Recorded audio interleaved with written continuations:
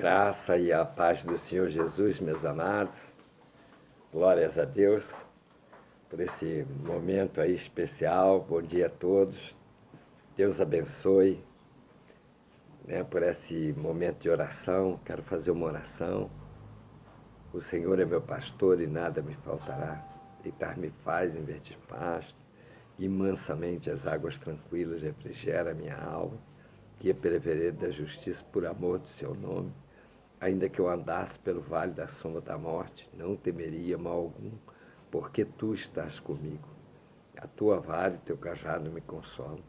Preparas uma mesa perante mim na presença de meus inimigos. Unges a minha cabeça com óleo, meu cálice transborda. Certamente que a bondade e a misericórdia me seguirão todos os dias da minha vida, e habitarei na casa do Senhor por longos dias. Glórias a Deus. Bendito seja o Senhor por esse momento especial de podermos estar na presença dEle. Então, eu quero lembrar que nós estamos na Semana Santa, e para nós a santidade em Cristo Jesus é todos os dias. E amanhã, sexta-feira da Paixão, a qual a gente lembra que na madrugada de hoje, que na verdade sexta-feira, já pela noite, já Jesus é entregue, aos soldados, é preso, e aí ele vai, naquele dia, fazer a expiação dos nossos pecados, para a glória de Deus, entregando a vida dele, passando pela humilhação e restauração da humanidade. Então eu quero hoje, amanhã eu quero fazer um culto às 10 horas especial, às 10 horas da manhã. Teremos um culto especial à noite com o nosso Bispo Edson, nossos irmãos. Bom, o Bispo Edson vai estar ministrando, um culto especial. A paz do Senhor, irmã Adriana Rios, glória a Deus pela sua vida. Hoje nós vamos falar, paz do Senhor a todos, amados, vai compartilhando aí com seus amigos. E hoje nós vamos falar do Cordeiro, Hebreus capítulo 9, os ritos, oferta e sacrifício mosaico eram imperfeitos e ineficazes. Então a gente vai ler que a restauração ela vem através da perfeição de Jesus Cristo. Glória a Deus, Porque tudo foi imperfeito diante do Senhor. Então eu quero estar lendo Hebreus capítulo 9. Então lembrando que amanhã teremos um culto com a palavra, a mensagem da Páscoa, com o nosso Bispo Edson. Domingo estarei, domingo de Páscoa, ministrando na igreja para a glória de Deus, lembrando o amor, e o vitupério de Jesus Cristo em memorial para nossas vidas. Glória a Deus. Então, Hebreus capítulo 9 já vai entrando aí, lembrando que amanhã às 10 horas eu vou fazer também uma ministração especial, às 10 horas da manhã, para que a gente possa, o dia da sexta-feira, lógico que nós comemoramos o dia santo todos os dias em Cristo, mas é um dia que se tem memorial da Páscoa, sexta-feira da Paixão, a qual Jesus Cristo foi pela madrugada preso e humilhado e levado à cruz do Calvário para que pudéssemos alcançar essa graça. Então, capítulo 9, eu peço a você que puder, estiver trabalhando, não puder orar junto comigo, não puder abrir a palavra, não tem problema, ouça. Mas capítulo 9 de Hebreus diz assim, versículo 1. Ora, a primeira aliança também tinha preceitos de serviço sagrado e o seu santuário terrestre. Com efeito, foi preparado o tabernáculo, cuja parte anterior, onde estava o candeeiro, a mesa e a expiação dos pães, se chamava o Santo Lugar. Por trás do segundo véu se encontrava o tabernáculo, que se chamava o Santo dos Santos, ao qual, versículo 4, pertencia um altar de ouro para o incenso e a arca da aliança totalmente coberta de ouro, na qual estava uma urna de ouro contendo o maná, o bordão de Arão, que floresceu, e as tábuas da aliança, e sobre ela os querubins de glória, que com a sua sombra cobriam o propiciatório. Dessas coisas, todavia, não falaremos agora pormenorizadamente. Ora, depois de tudo isso assim preparado continuamente, entram no primeiro tabernáculo o sacerdote para realizar os serviços sagrados, mas no segundo o sumo sacerdote, ele sozinho uma vez por ano, não sem sangue, que oferece por si e pelos pecados da ignorância do povo, querendo com isto dar a entender o Espírito Santo que ainda o caminho do santo lugar não se manifestou, enquanto o primeiro tabernáculo continua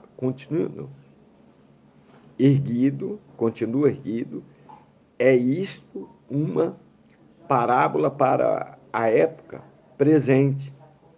E segundo esta, se oferecem tanto dons como sacrifícios, embora este, no tocante à consciência, sejam ineficazes para aperfeiçoar aquele que presta culto, os quais não passam de ordenança da carne, baseados somente em comidas e bebidas, e diversas ablações impostas até ao tempo oportuno da reforma. Olha que lindo, né?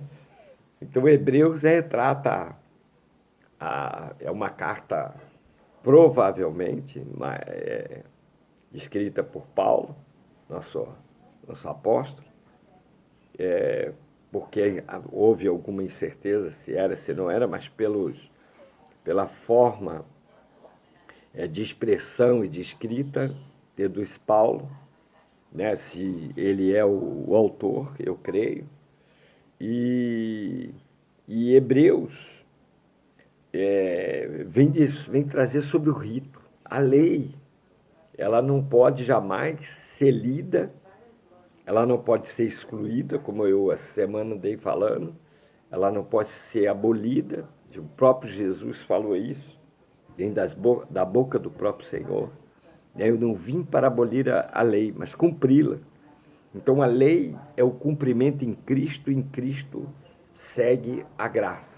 Nós temos que entender, mas lendo a lei, e que temos que ler, que temos que estar, porque é a palavra de Deus, é o Torá, e a gente tem que trazer a história em memória e a parte espiritual principal para mim, né? O histórico, e a principal é a espiritual, que não se pode extinguir o espírito e o entendimento de que a lei se olha para a graça.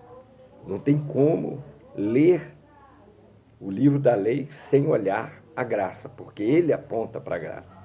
Ele prepara o momento da graça. Então, isso é muito importante. E como fala no versículo 1, ora, a primeira aliança também tinha preceitos de serviços sagrados ao seu santuário terrestre. Por quê? Porque ela nós temos que partir do princípio que enquanto Adão, o homem, Adão representa o homem, tanto o homem e a mulher, viviam na presença de Deus, eles estavam unidos a Deus. Essa é a parte mais importante de que nós temos que entender o Evangelho, entender os passos que o homem deu diante de Deus, porque Deus fez o homem para viver eternamente com a sua presença. Essa é a parte interessante e importante. E o homem rompe isso. O homem rompe pelo pecado. Então, quando eu peco, mesmo na graça, a graça me dá a oportunidade primeiro a João, na carta de João, de chegar até Jesus como advogado e pedir perdão. A graça não me condena, a graça restaura, desde que eu chegue. Então, uma vez pensando que eu vivo dissolutamente porque estou na graça, é perigoso. Então, o que eu faço? Eu retorno imediatamente ao perdão de Jesus Cristo, porque tudo, como eu dei a semana inteira, está ligado ao perdão. Então, todo o cumprimento do vitupério de Cristo não seria se não houvesse perdão. O perdão é o suficiente, através de Jesus Cristo, tomar sobre si as nossas enfermidades, do nosso espírito, do mal que recaiu sobre a humanidade. Essa é a graça, porque ele toma sobre si o meu mal e lança no mar do esquecimento, trazendo perdão. Então, Isaías 53 é bem claro isso, é preciso ser lido. Então, aqui diz que a primeira aliança também tinha preceito de servir. Por quê? Porque Deus agora entra num projeto, numa luta de projeto de restauração. Por quê? Porque uma parede ela não é restaurada se o reboco não ficou ruim. Né? Ela foi rebocada, ficou bonito. Então, quando o reboque fica ruim, tem que restaurar. Ou quando quebrou parte daquela parede, tem que restaurar. Então, tem que trazer a restauração. E o que houve com Adão? Houve o rompimento, houve o estragar daquela aliança. Ela se partiu, era aliança unida. O homem foi feito para ser unido a Deus. E por ele romper isso, né? Ele rompeu. Tem algo em segredo que só Deus vai explicar, porque não é simples, tão simples assim, que uma malcriação, uma coisa simples, Deus iria ser carrasco. De jeito nenhum. Houve algo terrível e Deus ficou muito triste com Adão e foi rompida a aliança. Então, quando fala expulsão, Deus o expulsou e pôs a espada com o querubim no caminho da árvore da vida, é quando Adão perde o contato com Deus. Então, quando Adão perde o seu contato com Deus, ele perde a essência de longevidade de vida e ele fica sem o Espírito de Deus. Nós temos que entender isso. Então, por isso, quando a aliança vem ser restaurada em Abraão, que Abraão vai entendendo que Deus lhe orienta, a que Deus está procurando, buscando restaurar a aliança, ele vai e ele erege o altar.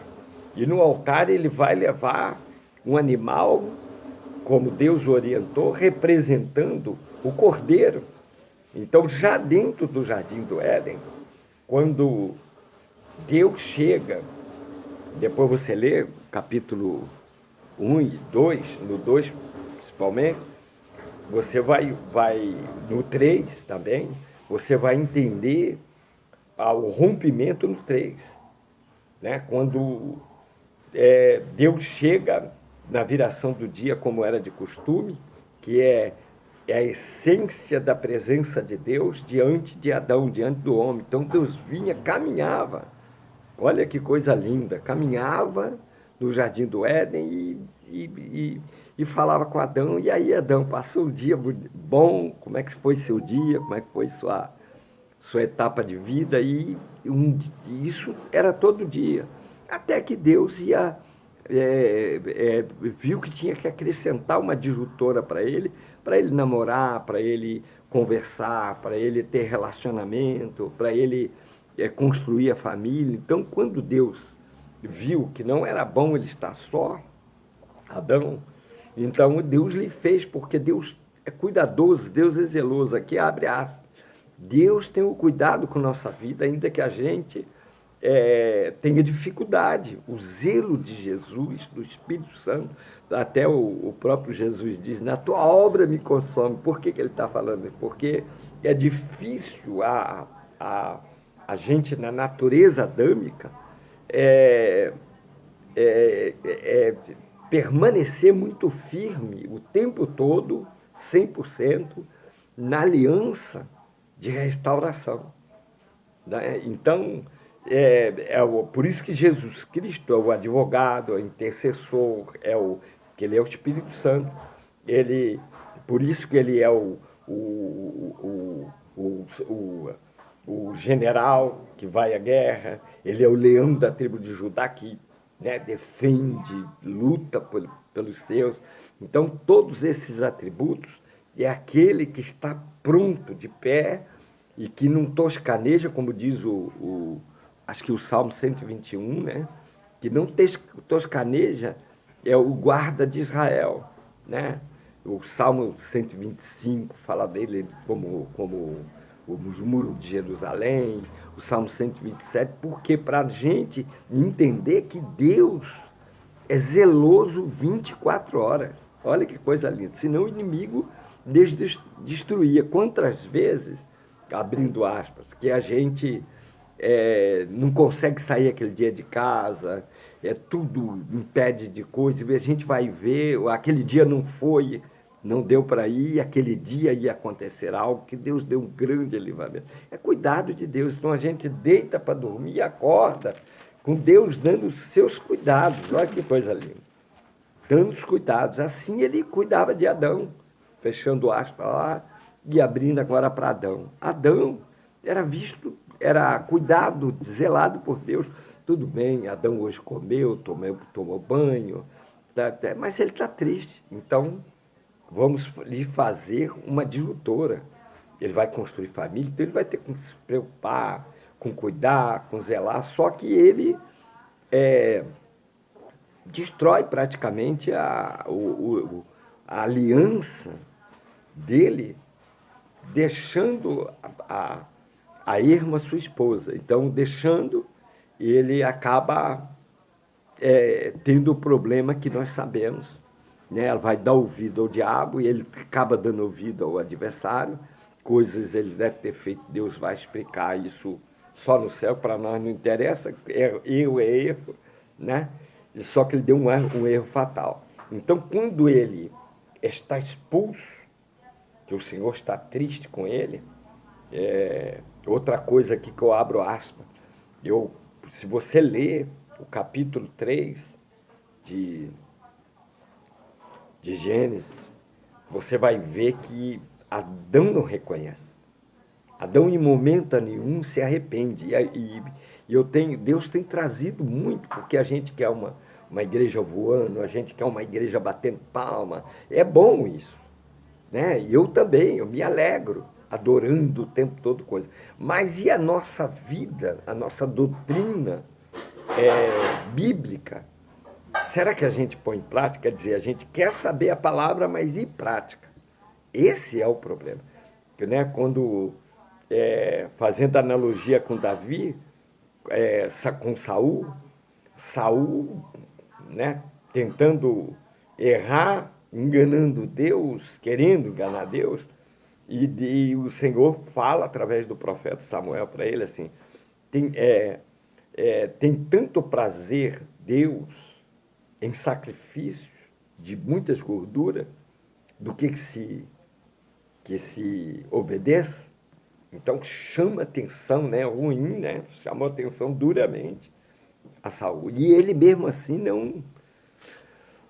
ele teve chance. A gente olhar ali umas 3 chances fortes. Deus dava as tarefas de novo e ele errava e dizia, não, mas eu fiz isso. Pô. Ele sempre arrumava uma desculpa, né? Não, errei por causa da minha fraqueza. Por causa de coisa. Então, quando o profeta vinha e dizia, puxa, você errou, você não fez conforme a ordem do Senhor. Aí ele dizia assim, não, Samuel, acerta com Deus, sabe por quê? Porque eu fiz para o bem do povo. Eu poupei as ovelhas, poupei os utensílios, poupei o rei, que nem o rei Agabe, né? E que eram povos bárbaros, idólatras. Então, tudo isso foi mal aos olhos do Senhor. E aí ele é cortado. Então, o Senhor chega uma hora, chama a atenção do profeta e diz: até quando tu vai manter no reinado quando eu tenho rejeitado? Olha que triste. Então, Adão recebe, fazendo a analogia, ele recebe a rejeição de Deus, porque ele faz malcriação para Deus. Quando Deus pergunta para ele: Adão, aonde tu estava? Ele falou assim: Senhor, porque eu estava nu, eu me escondi. É interessante isso, né?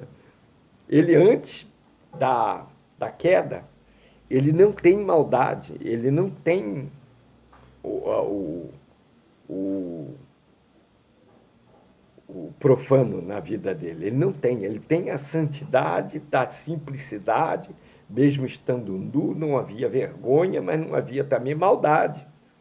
Porque o problema não é estar, o problema é a maldade que entrou no coração do homem. Então ele vivia, Deus vinha e fez a mulher, eles estavam juntos, namoravam, aquela coisa toda, até que ele se esconde.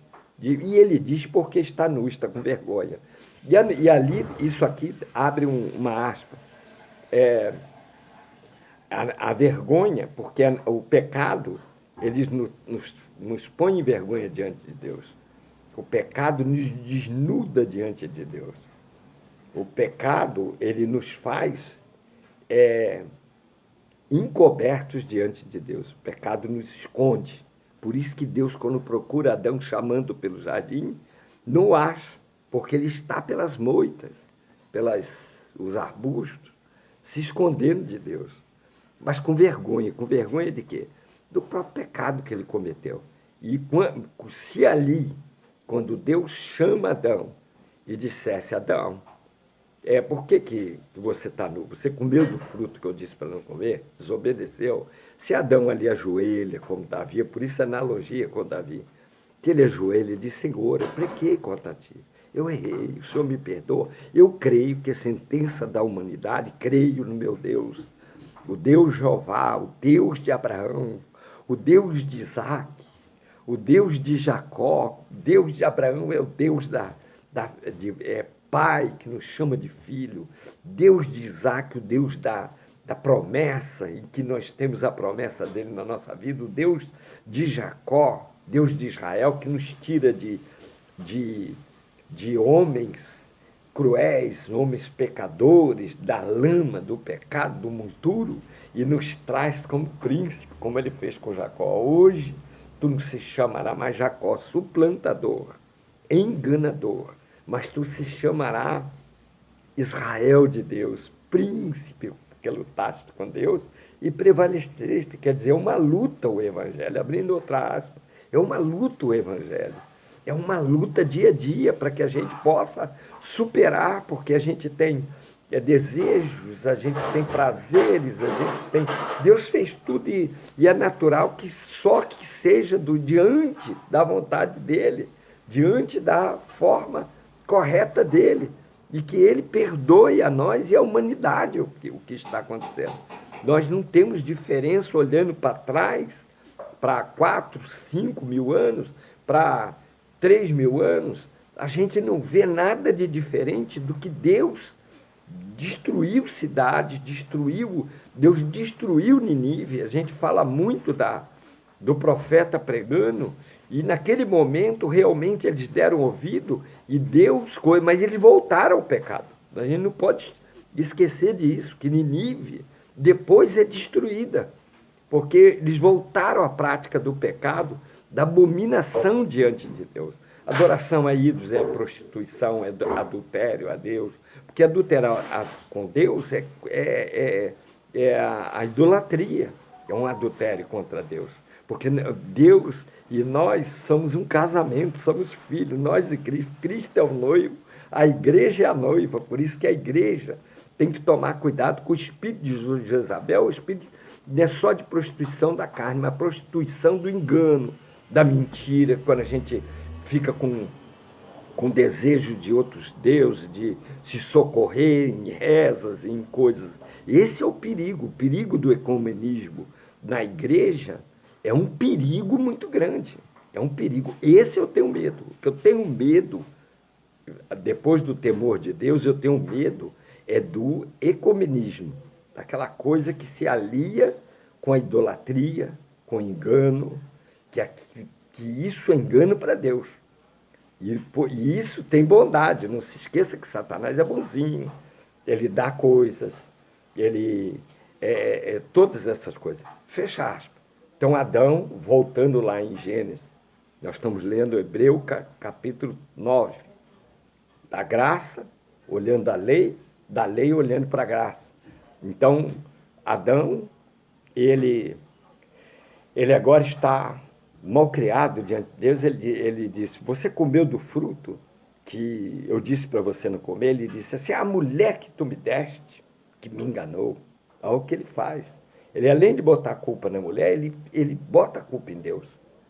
Então foi mal. A gente não pode ver assim, que nem Paulo diz. Paulo chama a atenção da igreja, porque isso conversava-se na igreja de Romanos, Coríntios, aquela época toda, muitos conversavam cochicho, aquelas coisas que geram comichões nos ouvidos, que mata a fé, que é perigoso matar a fé. E ele dizia,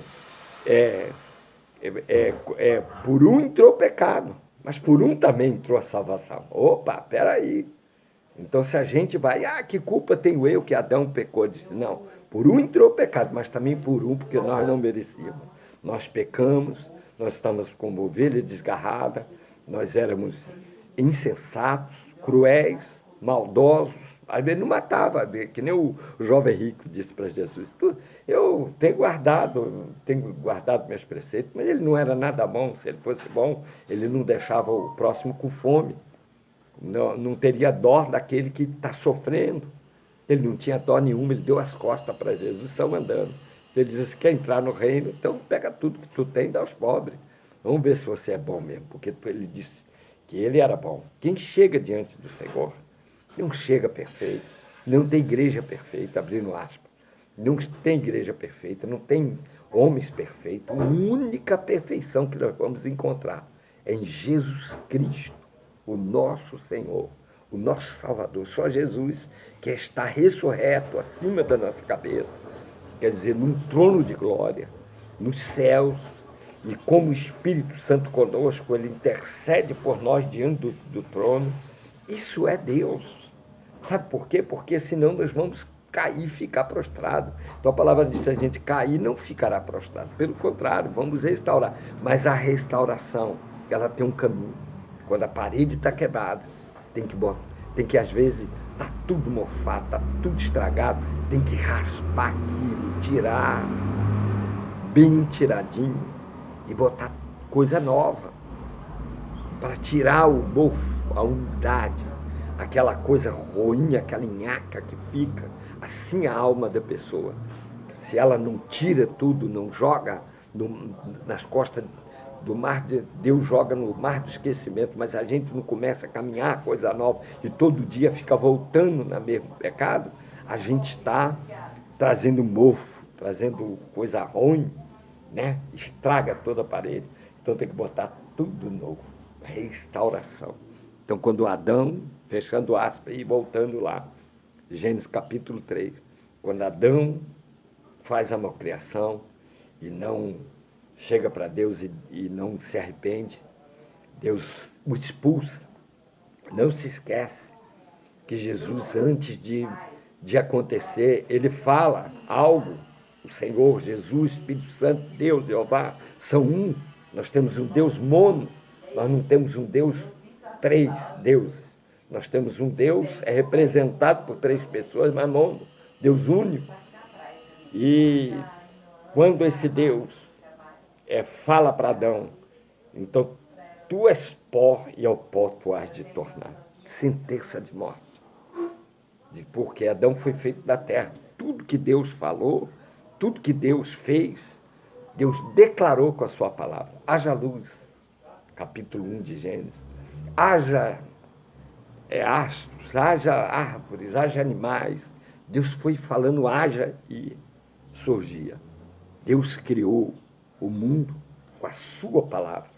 Por isso que a palavra é vida, é pão, é água, é sal, é tempero, é força, é vida, é longevidade de vida, é a palavra de Deus. É o fruto da árvore da vida. Então, o homem, então Adão, mas quando foi para fazer o homem, quando foi para fazer o homem, Deus pegou a mão, pegou a água, o barro seco não dá liga, fez a liga como um olheiro e começou a moldar esse vaso que ele vai fazendo. Ele vai fazendo com a sua mão o vaso, que é o homem. É um vaso. E vai fazendo. Como um escultor. E aí ele vai fazendo. E quando o homem está pronto, sopra nele, nas suas narinas, fôlego de vida, a palavra diz. Capítulo 1 e 2 de Gênesis.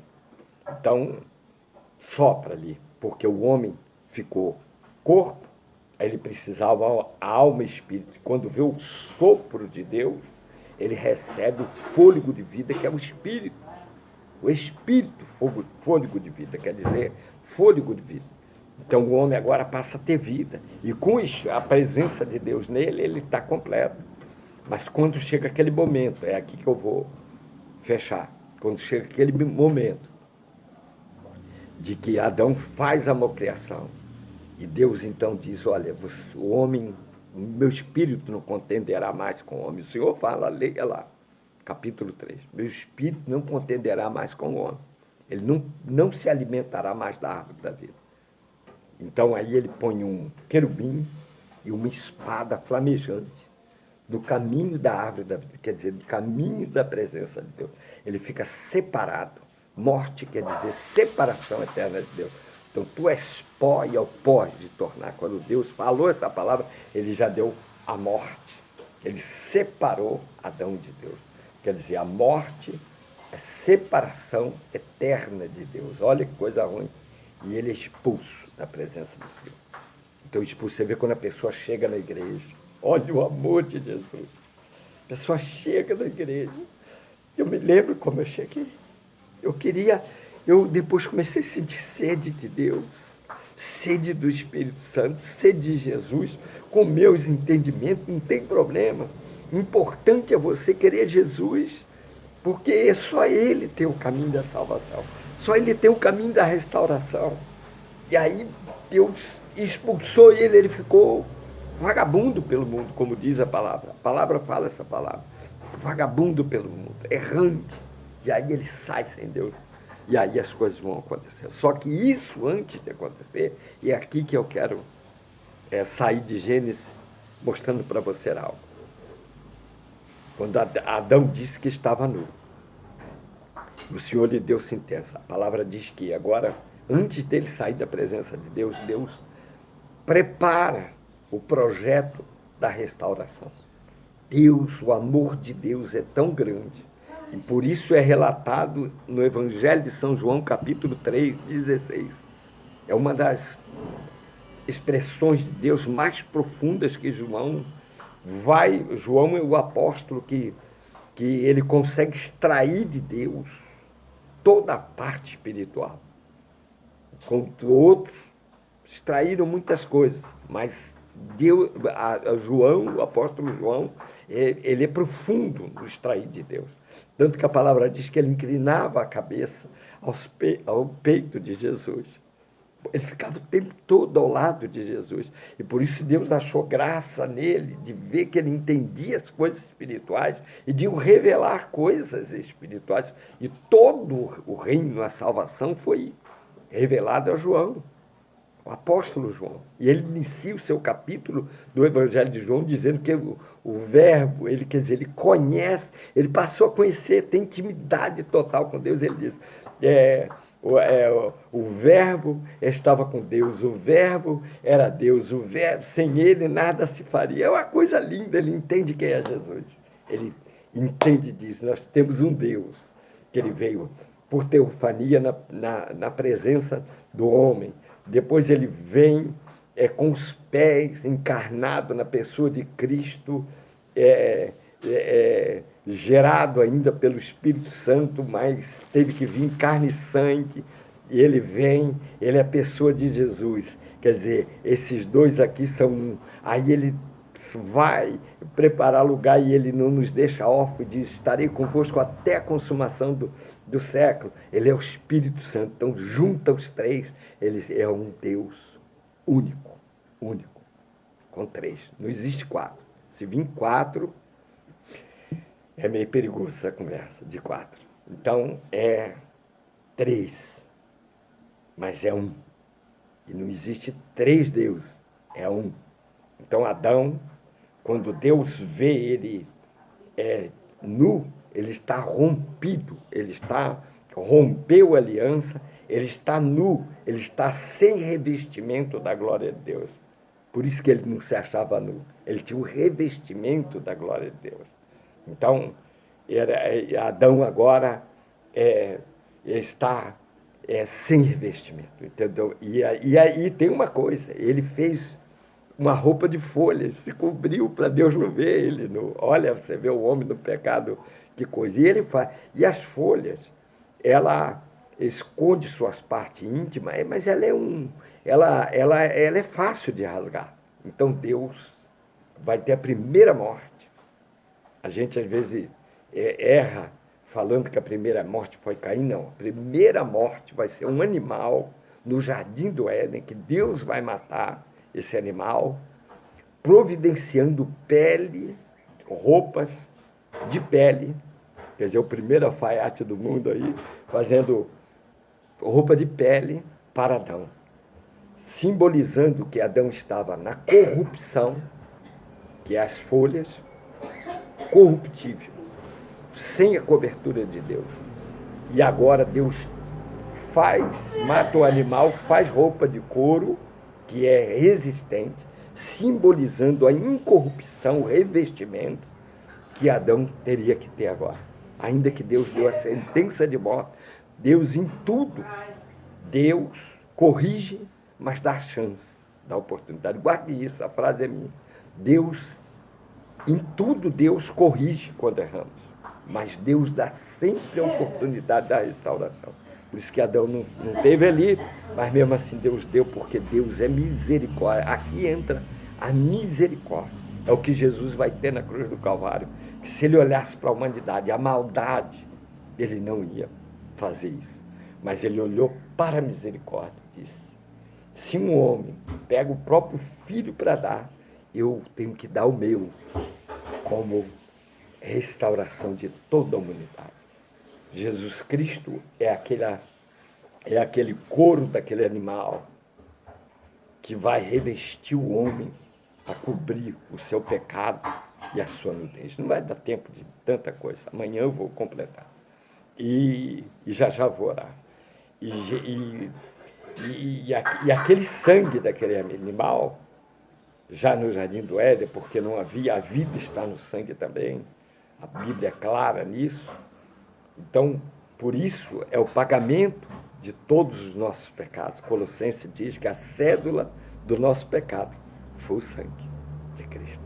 Então, já representa, anulando aquele sangue, ainda que provisoriamente, é o que o apóstolo Paulo diz aqui nas cartas aos Romanos, provisoriamente, mas precisava ter o serviço do santuário, porque é um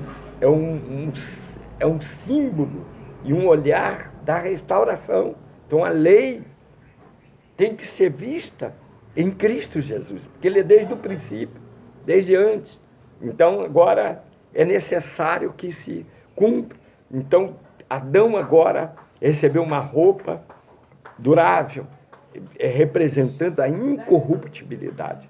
E agora Jesus Cristo, através de sua morte, ele derrama o sangue para a remissão para os pecados, porque aconteceu para trás e o mal veio sobre a humanidade. Então ele paga por todos, de uma vez por todos, o preço do nosso pecado. Colossenses, capítulo 2. E aí é pago. Então aí Satanás, quando ele vê, ele não tem como mais acusar, porque através do sangue de Jesus é o sangue da remissão dos pecados. Então isso o sacerdote fazia uma vez por ano. Então aqui diz, ele entrava no lugar santo, como eu li no capítulo 9, depois você lê, senão vai ficar longo, eu ler de novo. E ele entrava no lugar santo já com a sua oferta da libação, da aspersão pelo sangue do pecado da humanidade, e ele entrava no lugar santo, lá estava no lugar, se chama o santo lugar, vou ler aqui, com efeito, versículo 2 do capítulo 9 de Hebreus, foi preparado o tabernáculo. Então Deus fala para Moisés, agora vai ser escrito a lei. Então pela lei o homem é condenado, pela lei ele teria que obedecer instantaneamente os 10 mandamentos. E se ele não consegue, porque não conseguia mesmo, ele teria que estar aspergindo, levando o animal para a morte, uma vez por ano através do sacerdote ao tabernáculo. Então agora monta-se o tabernáculo. Lembra que Abraão, até ali, houve o rompimento e muitos se deixaram de Deus. Tem Noé, tem Enoque, mas vamos botar a humanidade. Já muita gente, são anos, e aí são séculos, e aí milênio. E agora Noé acha graças a Deus, Deus recomeça. Mas está rompida a aliança. A aliança continuou rompida, ainda que Noé fazia parte dos outros, ainda continua na ruptura. E aí Abraão, entendendo isso, ele entende o amor de Deus, é a restauração, ele vai e prepara o altar. Então agora, simbolizando que o cordeiro seria levado à morte e ao altar para aspergir os pecados. Então chega Moisés, Deus manda com que ele escreva os 5 livros, que é chamado Pentateuco, que é o Torá, a lei, todo o livro da lei, o Antigo Testamento é o Torá, e os 5 livros são escritos por Moisés, e agora entra a lei para condenar, ou o homem teria que viver por ela. E para viver por ela, ele ainda ia esperar a restauração da salvação, que é em Cristo Jesus, porque não há por outro. Então aqui diz que tinha que ter o serviço, tinha que ter o serviço sagrado, quer dizer, da preparação. E com efeito, no versículo 2, foi preparado o tabernáculo, cujas partes anterior, veja, anterior, porque o próprio Deus manda Moisés fazer o livro da lei, mas manda ele fazer o tabernáculo. O tabernáculo vai trazer o santuário, e aí é feita a arca e o propiciatório. Não se esqueça que nesse lugar que vai ficar esse santuário, tem um véu. O véu representa de um lado o pecado, e depois sem o pecado do lado de lá, Deus, que é o Santo dos Santos. Então até romper esse véu, ainda havia o risco da morte. Até que Jesus vencesse, ainda havia a chance do homem ficar condenado. Mas Jesus Cristo vai e vence.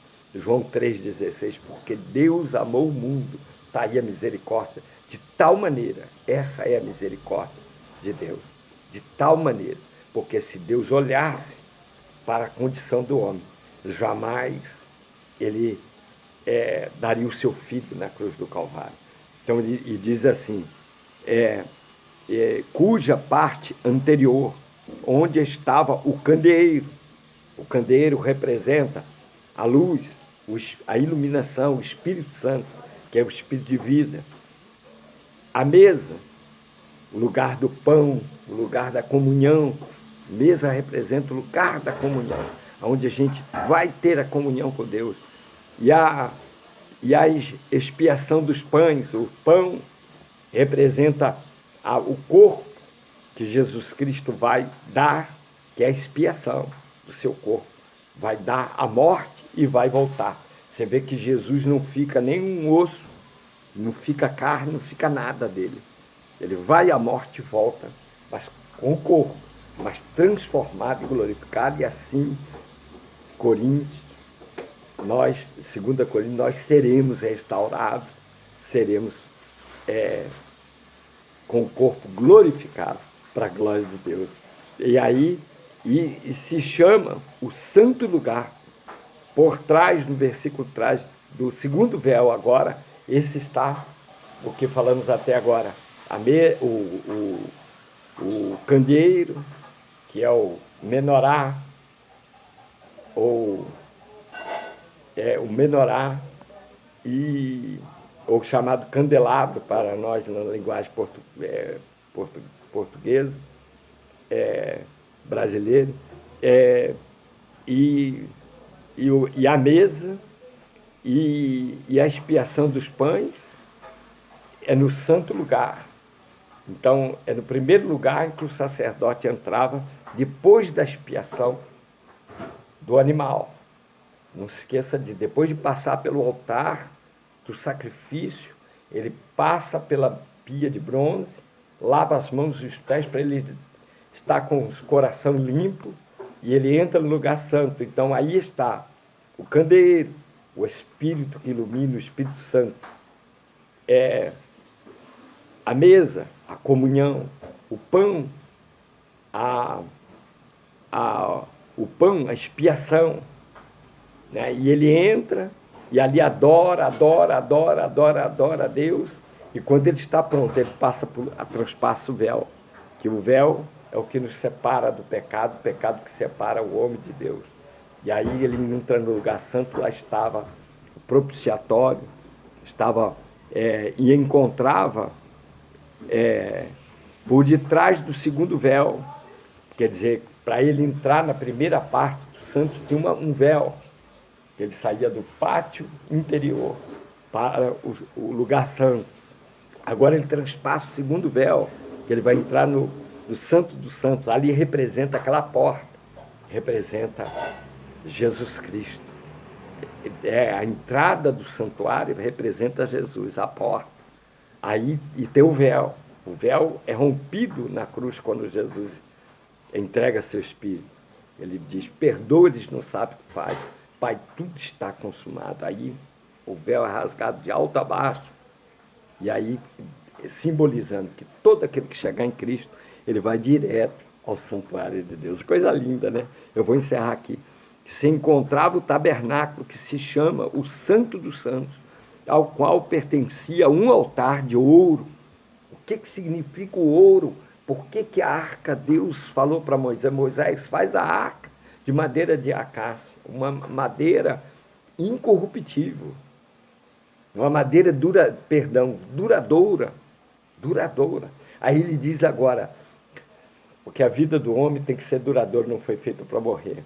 E também para estar na presença de Deus sempre, não perder a presença de Deus, esse é o perigo. E aí ele diz: não, mas não é suficiente, Moisés, cobre com ouro. Por que o ouro? O ouro representa a incorruptibilidade, e o ouro também é duração eterna. O ouro não se corrompe, você precisa destruir, mas ele não se corrompe. Só o fogo derrete, e aí ele fica mais purificado ainda. Leva o ouro no fogo, e quanto mais o fogo, por isso que o fogo do Espírito Santo nos restaura, porque ele dá incorruptibilidade à alma do homem, ao corpo do homem que é pecador, e a alma dele ele faz incorruptível, limpa, purificada. Então, o ouro. E aí diz assim: o altar de ouro para o incenso, divindade. E aí o sacerdote tinha que estar com o incensário o tempo todo na sua mão. Ele não podia largar o incensário. Ele tinha que balançar aquele incensário, ia saindo aquela fumaça, coisa. Ele está mostrando a divindade de Deus, né? Está honrando a divindade de Deus. E a arca da aliança totalmente coberta também de ouro. A gente já falou, o ouro é incorruptibilidade, na qual estava uma urna de ouro, contendo dentro, está uma urnazinha de ouro dentro da arca, estava o maná, quer dizer, representando A palavra de Deus, que é o alimento eterno para nossas vidas. O bordão de Arão, que floresceu, representando o renovo, a madeira que foi posta por 12 tribos.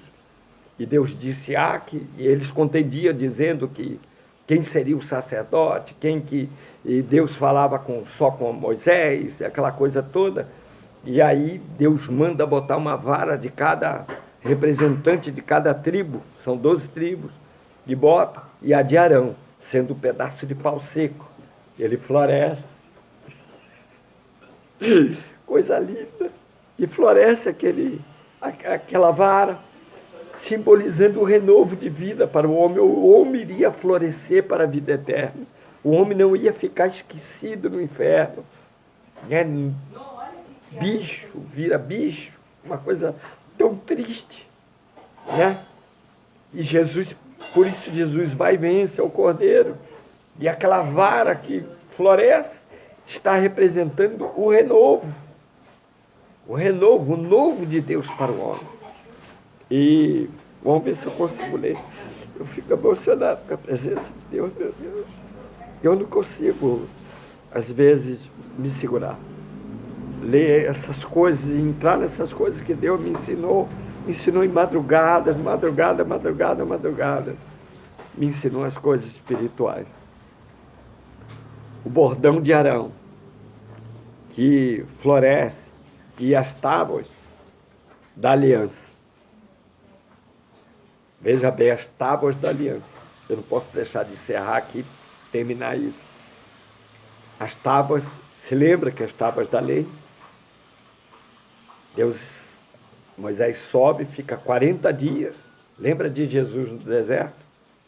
Então Moisés jejua 40 dias por as tábuas da lei. Porque pela lei o homem se corrigia, o homem tinha disciplina, doutrina, era doutrinado pelo amor de Deus e também condenado se errasse, porque a lei voltou, diz Paulo, nas cartas aos Romanos, por causa do pecado. Então, capítulo 6, se me falha a memória, e as tábuas da aliança estavam lá, olha, é tábua da lei, está escrito os 10 mandamentos, aliança, quer dizer, a aliança, ela não tem começo e nem fim, ela é sem brecha, sem ruptura. Então, a tábua da aliança, porque aquelas palavras, se o homem obedecer ela, ele estaria restaurado sem nenhuma brecha. Então, a aliança. Então, essas palavras que Deus deu a Moisés, só que as primeiras, Moisés desce e o homem está em orgia, prostituição, degradação humana, adorando ídolos, que foi o fim do pecado para Deus. E aí Moisés, quando vê aquilo, aquelas tábuas, elas não permaneceram, as primeiras tábuas. A gente esquece muito de pregar isso. Aquelas tábuas serviram para matar. Então Moisés, quando viu aquilo, Josué ainda tentou dar uma acertada, né? E Moisés, quando viu aquilo, disse, não é assim, o povo se corrompeu. A gente, abrindo aspas, a gente se corrompe fácil, a gente esquece Deus fácil, é um perigo, principalmente quando estamos com a barriga farta, Deus deu as coisas, a gente esquece, e esquecer é um perigo. Que Deus nos perdoe, que Deus traga a sua misericórdia, da gente nunca dar as costas para Ele. E quando Moisés vê aquilo, ele ainda dá uma chance, ele diz, olha, os que querem obedecer, e os que obedecem a Deus, porque tinha no meio quem não queria desobedecer, e que ficaram ali no meio quer dizer, abre aspas, estamos no mundo, mas não somos do mundo. Que coisa, né? A gente queria tanta coisa para que a gente possa atrair o homem a Deus. Acho que Jesus é suficiente, né? Tinha que ser suficiente. De tudo que ele passou, tem que ter um atrativo, um homem atrativo, uma mulher atrativa, coisas atrativas, supérfluas, para que o homem possa, eu estou gostando, estou sentindo Deus. Que coisa, né? Terrível. Então, a gente que teve muita experiência, não é difícil de engolir isso. Mas é o que está acontecendo, é o fim dos tempos. Paulo disse que seria como chão nos ouvidos. Ouviriam profetas. Olha que coisa triste. Né? Que doutores, oradores, então, e que traziam coisas para o povo ouvir. Muita gente não vai ficar, porque já estão fora. Estão é chamado pátio exterior, os que estão fora de Deus, os que não derem ouvido a Deus. Lembra da arca fechada? Então, já está. O que o Senhor fala nessa sua palavra é para os que estão dentro, os que estão no pátio interior, que estão buscando a restauração em Cristo. Então, os que estão dentro, quem vai ficar? Os que estão dentro, vai ficar com eles, porque eles já estão, eles não vão ficar, já que não querem, não obedecem, já estão. Agora, quem está é que vai ficar triste, né? Porque você não pode ficar se você não está. Né? Eu tenho umas brincadeiras dessa aí, de português, né? Do português à língua portuguesa. Ninguém pode ficar se não está. Então, está ou fica lá, ou está aqui. Então, ficar vai ser a correção de Deus, ainda dando chance, ainda haverá uma segunda chance. Então diz, ó, o bordão de Arão, e as tábuas da aliança, e sobre ela os querubins da glória. Então aquela tábua, Moisés diz, olha, quem obedece dá ouvido à palavra de Deus. Venha para cá. E quem ficou? Eu não me lembro agora, mas se eu errar, mas foi mais ou menos que 13 mil pessoas. Jogou a tábua. E ele disse, se vocês morrerem, olha coisa triste, Deus escreveu com o dedo, dando seu amor para a humanidade. Aí Deus olha aquilo, eles se pervertem fácil se prostituem adorando outros deuses, em orgias, mudando o homem com homem, mulher com mulher, é uma porção de coisa que acontece, ruim. E aí, Moisés diz, olha, se vocês morrerem, como o homem natural morre, e a terra não engolir, olha, e jogou a tábua, irmão. Quando ele joga, aquelas tábuas batem no bezerro de ouro, abre uma ruptura na terra, racha, engole 13 mil pessoas. Coisa terrível, coisa maligna, coisa, sabe, o mal destrói, o mal engole, o mal, sabe, nos leva ao buraco, a gente aprendeu a verdade, é simples. Não, mas tem que saber, cadê Deus? Não está Deus. O tempo todo, a gente leva 30 anos dentro de uma igreja e a gente quer saber, cadê Deus? Cadê Deus? Então não tem Deus. Então nós estamos sem Deus, ou estamos com Deus. Então Jesus Cristo tem que ser suficiente para a nossa vida. Fecha aspas, eu vou encerrar aqui. E os querubins da glória, por cima da arca. Amanhã eu dou mais. Eu vou parar aqui. Dessas coisas, todavia, não falaremos agora. Olha que coisa linda. O apóstolo Paulo também, a gente fala muito de João, mas esse homem foi ao terceiro céu. Esse homem viu a glória. Esse homem, meu Deus, Paulo foi um dos pais da igreja com muita força, né? É um apóstolo, né? Mas eu chamo de pais da igreja, como Pedro. É assim que, como John Cliff, como John Hus, como tantos, né? Homens que lutaram, como Martim Lutero, lutaram pela igreja, mas assim são homens como nós, com as mesmas concupiscências. Mas são homens que entenderam a Deus, disseram, não, peraí, não temos que pagar por isso, não temos que fazer novamente sacrifício, de uma vez por todas. De uma vez por todas, amanhã eu leio, com calma. Eu quero orar, que eu vou parar aqui, porque senão eu sei que prende muita gente. Deus de Abraão, Deus de Isaac, Deus de Jacó, Deus de Israel. Senhor, obrigado pelo teu amor, pela tua graça, por esta palavra que, Senhor, me emociona com todas as minhas falhas, pedindo perdão por nós, por toda a igreja, por todos os crentes. Senhor, eu sei que tu tem perdoado, Jesus, por isso as orações, mas também, Senhor, socorrendo as necessidades, o Senhor, tudo aquilo que é necessário para nossas vidas, o pão de cada dia, Senhor, a prosperidade, Senhor, o socorro, porque Tu és fiel, Tu cuida.